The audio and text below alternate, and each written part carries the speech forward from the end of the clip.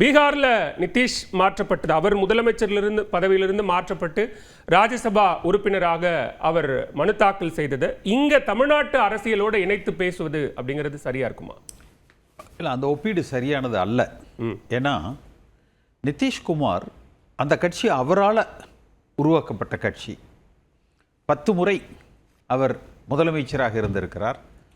20 ஆண்டுகளுக்கு மேலே அவர் முதலமைச்சராக இருந்திருக்கிறார்.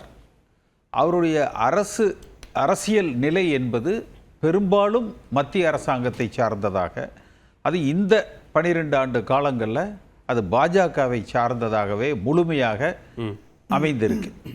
ஆனால் அதிமுக என்பது திரு எடப்பாடி பழனிசாமி அவர்களால் துவக்கப்பட்ட கட்சி அல்ல.